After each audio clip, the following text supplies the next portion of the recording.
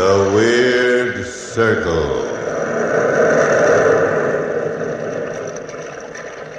In this cave by the restless sea, we are met to call from out the past stories strange and weird. Bellkeeper, toll the bell, so all may know we are gathered again in the Weird Circle.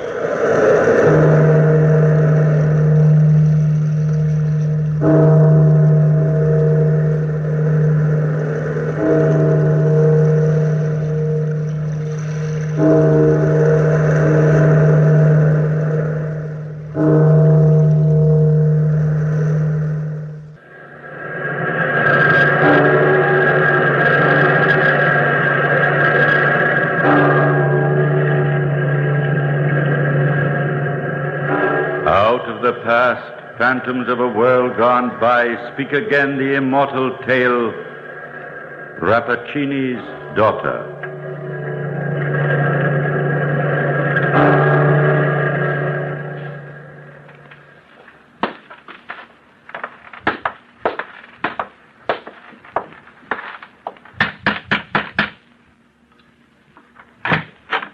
Good evening, Signora. Good evening, Signor. I have come from the southern part of Italy to study at the University of Padua. I was passing your house and thought you might have a room to let.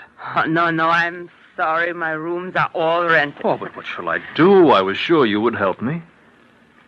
Oh, when I first saw the crest there above the door... The crest? Why, do you know it? It's the armorial bearing of my family, and this was my great-grandfather's house, Signora.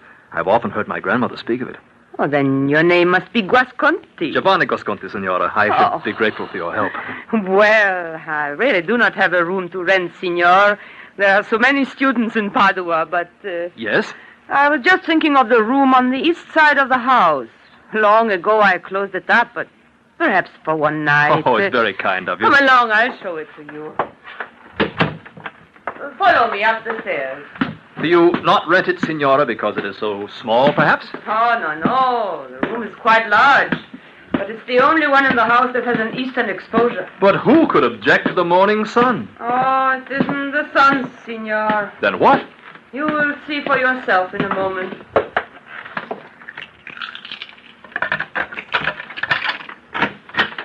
There. What? Why, it's a beautiful room, Signora, and how sweet the air is. Do you keep flowers here? There's a garden outside below the window. Here, I'll show you. Oh. Peep through the shutters. The moon's quite bright tonight. Oh, that's a beautiful place. Thousands of flowers. And the wall around it is high. This is a strange thing, Signora. It is indeed, it is. No, not the garden. You know how sometimes you experience something that seems to have happened before?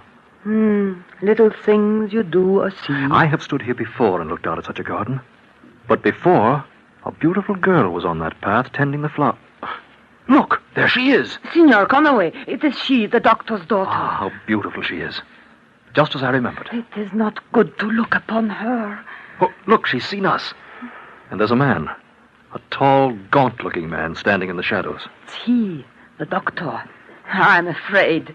There's something about both Dr. Rappaccini and his daughter I don't understand. Something evil. Oh, but Signora. The way he looked at you. Oh, I could not let you stay here. Oh, of course you will. There's nothing to fear. Oh, but the sweet smell of the flowers is so strong. It makes one grow faint. Who is he, this Dr. Rappaccini?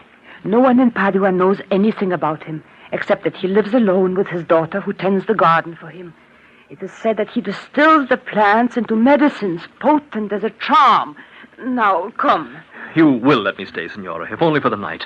Say you will. But, Signor... Would you send me away when I have no place to go? I should never have suggested this room. I promise you no harm will come of it. There, now, let me see you smile again, and say I may stay the night. But tomorrow you must find another place.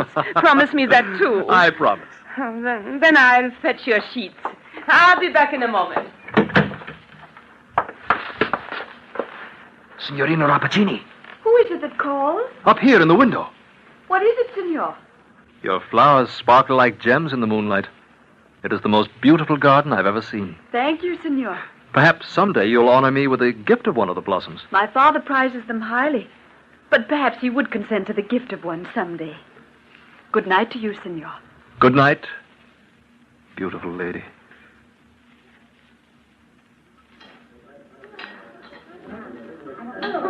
So, my young pupil has become acquainted with the daughter of Rappaccini. This is startling news. But, Signor Baglioni, why do you frown so?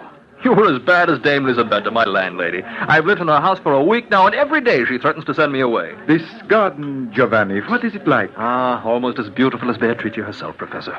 The plants are lush, and the blossoms very, very large. Some of them have all the colors of the rainbow. But there is one, the most beautiful of all, that grows in a huge urn in the center of an ancient fountain. Its leaves are bright green and very large, and its flowers purple and red. In the sunlight they sparkle, and at night time they catch the rays of the moon and glimmer like diamonds covered with dew. Giovanni, you are the son of my old friend, and I must tell you this. Move away from the garden this very night. But why? Why is everybody so frightened of Dr. Rappaccini? In Padua, Giovanni, there are certain grave objections to his professional character. What are they?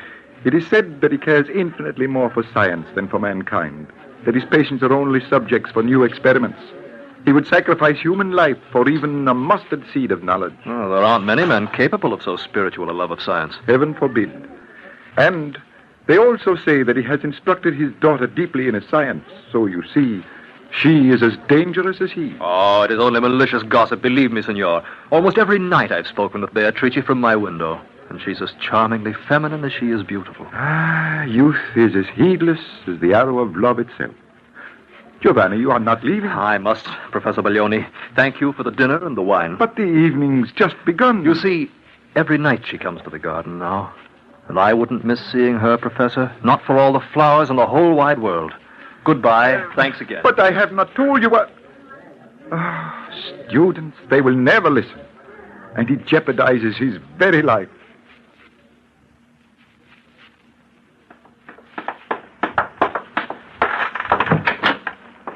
Oh, Signora, I'm glad you have come at last. Why, Elisabetta, what's the matter? What's happened? He came here to this house. What? Oh, I tell you, I've been fair shaking with fright, thinking of it. But who? The knocker sounded, late this afternoon it was, and I went to the door, not even faintly suspecting, and the saints preserve us, Signor, there he stood. Elisabetta, calm yourself. Now, what is He this? came here to ask for you, Dr. Rappaccini himself. Oh, now, Elisabetta, don't tell me you let the old doctor frighten you. Tell me what he said. 15 years I've lived in this house, all of 15, and I never noticed it was there. Never even suspected it was there. Signor, I must have my room. You cannot stay here another minute. I will not allow it. All right, Elisabetta, but what is it you never suspected? The door, Signor. The secret door to the garden. Where? At the back of the large closet under the stairs. But what did the doctor say, Elisabetta? Oh, he said, oh, but Signor, you won't do it. Promise you won't do it. The whole thing frightens me half to death. What did he say? He asked me to give you his invitation to visit the garden tonight. Tonight?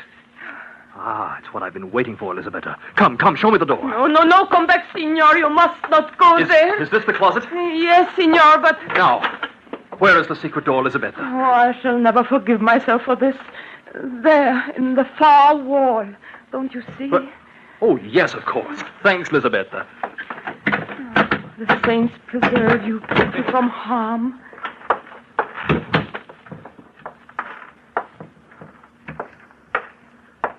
Good evening, Senor. You did come.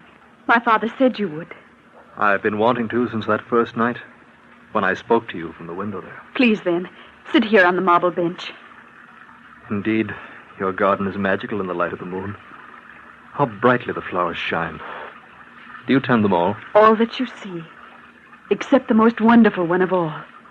It grows yonder in the center of the fountain. I have admired it greatly. Is that one, then, your father's special prize? It is the most magical of all, Senor, and he watches over it himself. How sweet the air is. I can smell the fragrance of your flowers, you know, in my room. Can you? They are such wonderful flowers, Senor. Their fragrance is as intoxicating as wine. I have breathed deeply of this wine, Signorina Beatrice, because it is yours. Knowing you were here has made me a happy man. And I have felt it, too. As if from that first night you spoke, I knew you from somewhere long ago. It was in a dream once. Did you know it would become real someday? No, I could not hope for it. I, too, once saw you high in the window there, looking down and saying what you said to me.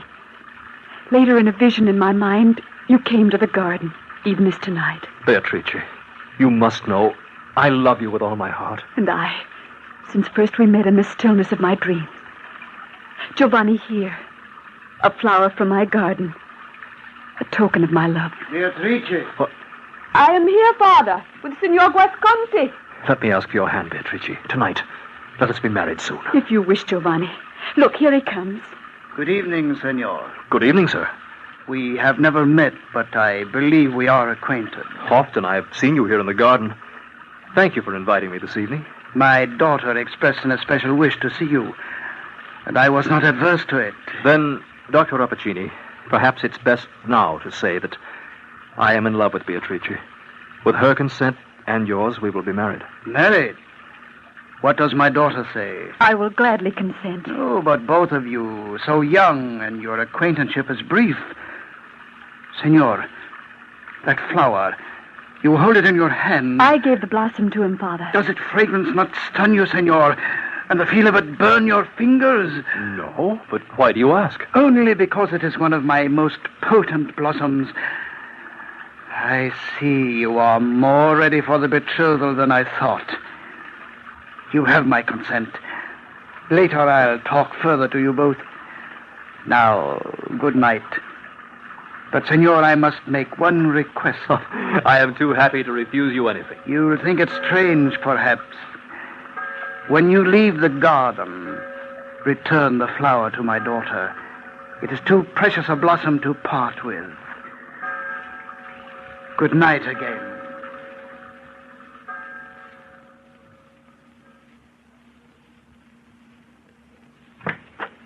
Oh, Professor Baglioni, what a surprise finding you here in my room. I came directly. You left me at the restaurant, Giovanni.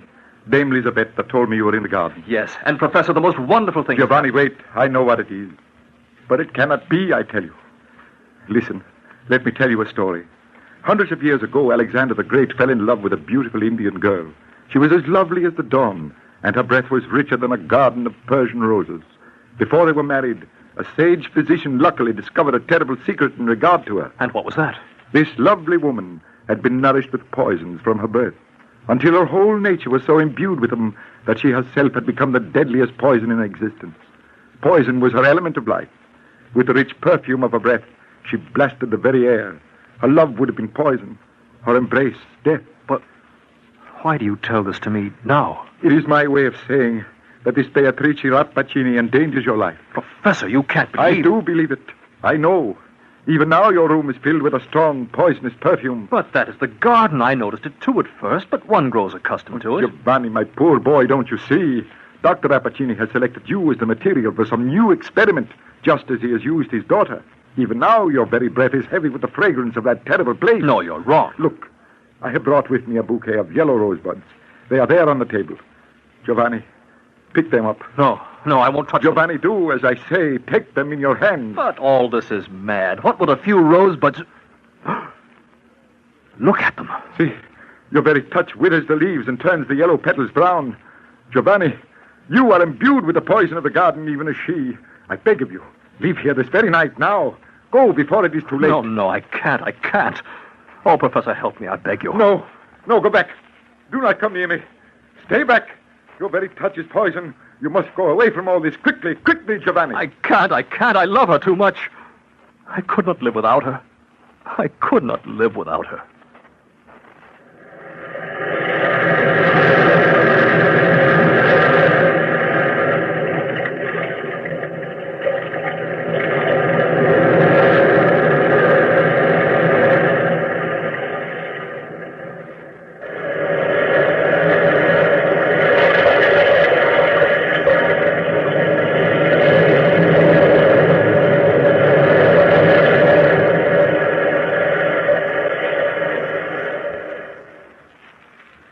Giovanni, you are imbued with the poison of the garden, even as she. I beg of you, leave her this very night. Now, go before it is too late. No, I can't. Oh, Professor, help me, I beg you. No, go back. Do not come near me. Stay back. Your very touch is poison. You must go away from all this. Quickly, quickly, Giovanni. I can't. I love her too much. I could not live without her. I could not live without her. Then you shall surely die. Already the fumes of the flowers have impregnated you with that poison. And that devil Rappaccini is making ready even now to use you to carry on his atrocious experiment. You're lying. I don't believe you. Oh, my poor boy, what reason would I have for lying?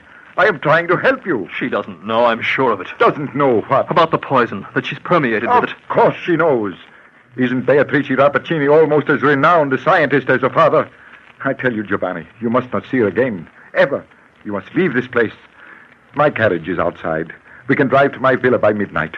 Come now, before it is too late. How could Beatrice have done this to me? Professor Baglioni, I couldn't go without knowing, without some word from her. You would see her again.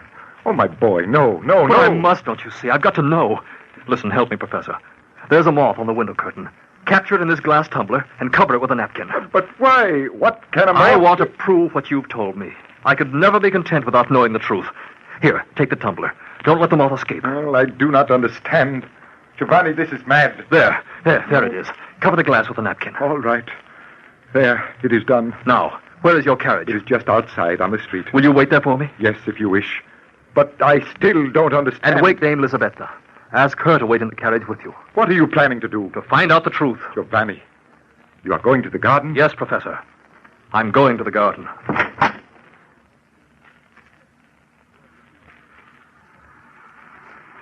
Giovanni, it's you. Beatrice, my darling.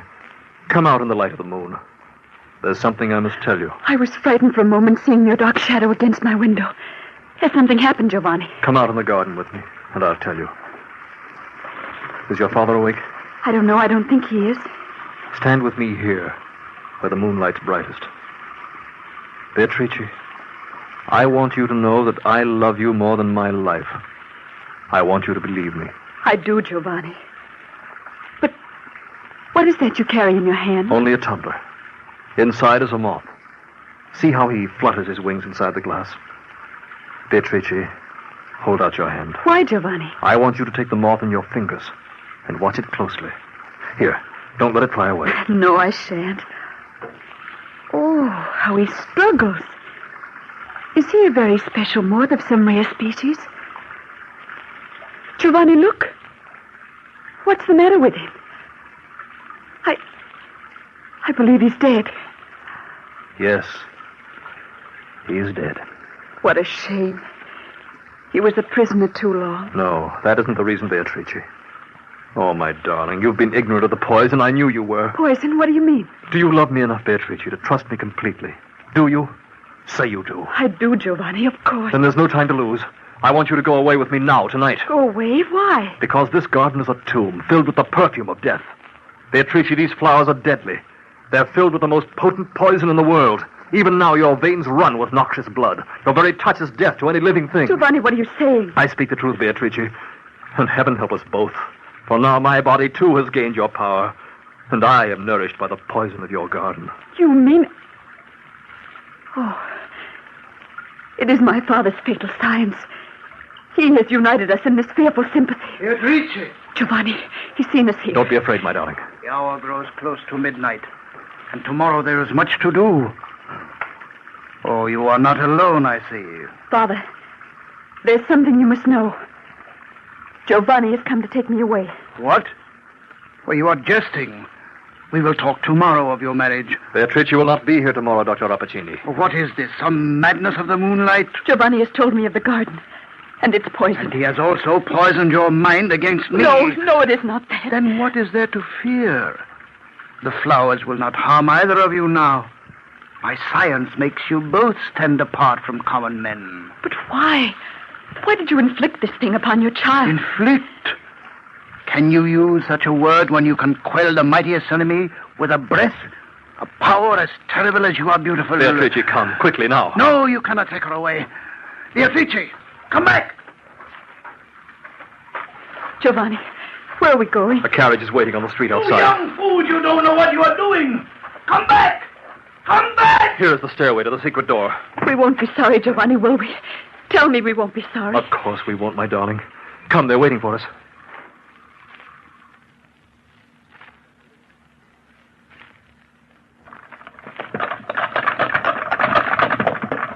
Giovanni, what madness to bring that girl with you like this. I would never have come without her, Professor. Dame Lisabetta, let me have your shawl for Beatrice. The air is cold. The poor child, what she must have suffered. Here it is. Don't touch her, Lisabetta. No good will come of this. I know it. Here, Beatrice, around your shoulders. Where are we going? To my villa, just outside Padua. You understand, my child, it is not that I mean to be unkind, but this thing is beyond our understanding. You need not fear, senor. We will not come near you. How beautiful she is, and to think her own father. It will be different now. Wait and see. Before many days have passed, the poison will ebb away, and we'll be like anybody else, freed from that terrible place. The air is so different here. So stale. It's God's own air, Beatrice. It's our life. Breathe it deeply. Giovanni, I'm afraid. Oh, my darling, these are our friends. But the air, it's so hard to breathe the air. Giovanni, hold me. Hold me close. I'm afraid. I'm afraid.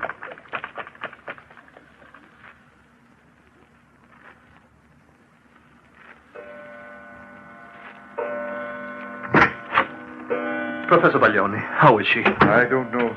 Lisabetta is at her bedside. This frightens me, Giovanni. But it's been 5 hours since we arrived. I can't bear for her to suffer. Giovanni, look at me. Oh, how pale you are, how quick your breath is. I'm all right. You're not all right. Come, my friend, rest a little. No. I've got something to do for her. That's the air, the unpoisoned air. It suffocates her. There's nothing we can do. Nothing. There must be something. I'm going into her. Dame Lisabetta, how is she? Oh, Signor, she is not well. If I could only comfort her a little. Beatrice, forgive me for taking you away. I wanted to come, Giovanni. I want to be with you. Oh, my darling, if I had known. You too can feel it. I see the terror in your eyes. It's the garden, Giovanni. We miss the garden. I know we do. But I never want to go back. Never again. I'd rather die than go back to the garden. Signor, do you think... Oh, that's it. What, Lisabetta? The garden. It's her very life. There she can live. No, I won't go back. Don't you see? There in the garden is the drugged air that keeps her alive. I know it is. I know. I can feel the need of it, too. My lungs burn with the need of it. Then go back before it's too late. You will die here, don't you see? Both of you. Lisabetta's right, Beatrice. And there's something else. Why did I never think of it before? Come, I'll take you in my arms to the carriage. There's no help for it. We must go back to the garden.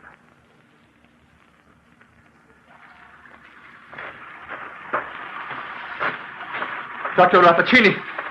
Dr. Rappaccini! We've come back. Beatrice! Senor, you have killed her. No, she is not dead. Lay her here beside the fountain. Oh, my child, what has he done to you? We are both addicted to your poison, Doctor. We cannot live without it. Quick, break off a flower. Drop some of the dew upon her lips. Yeah. Beatrice, my darling, taste of the flower's dew. Here. Drink some of it yourself, senor. It is magic. It will give you strength. Giovanni, you have brought me back again. I could not see you die, my Beatrice. Here, taste of the dew again. Oh, look. She breathes easily. The color returns to her cheeks. The air is sweet in my lungs. Giovanni, forgive me for loving you. Now we must both stay here in the garden forever. Lie still, my darling. Now you know the power of my science. You see how foolish it is to cross me. I am not convinced, Dr. Rappaccini. You are a devil, and I mean to find out the secret of your immunity. What are you saying? I know now why it is you never touch these plants. You do have a secret of immunity from the vile curse which the perfume of this garden inflicts upon those who breathe it too long. I will not listen to this. You would sacrifice your daughter to tend these poisonous things, because if you were to remain here too long, you would become infected too, just as we have. Senor, you will leave this garden. I will not leave before I know. And you will tell me, Dr. Rappaccini, what your secret is. I will know the secret. I will know the antidote. Get away from me. Your breath is sudden death. Yes, it is, and so is my touch. While you are still uncontaminated by the perfume, your life is at the mercy of those whom it has infected. Is it not? Your temporary immunity has become your curse, has it not, Doctor? Stop. Let go. Let go. Mother then, Doctor, in the poison of your own contriving. Let me go. Let me go. Giovanni, you're killing him. Father. I too have touched him. Stand back, Beatrice. Look, he's dying. What have we done? What have we done? My children, forgive me. I am an old man. And my science to me was more precious than the miracle of life. I sought for the most powerful of drugs, and only now I have found it. What is stronger than the love in a man's heart? My father, what can we do? You can live your lives, my child, and walk as free as others do. But how? You are right, Giovanni. There is an antidote. Pluck one of its blossoms and drink of the liquid from its petals, even as I have drunk of it every day. Then you can leave the garden free. Which plant, Doctor? Which is the antidote? The purple blossoms in the center of the fountain. They are my antidote. Father. My father. Beatrice, come, my darling. Leave him in his wonderful garden that he loved. He has given us our lives again.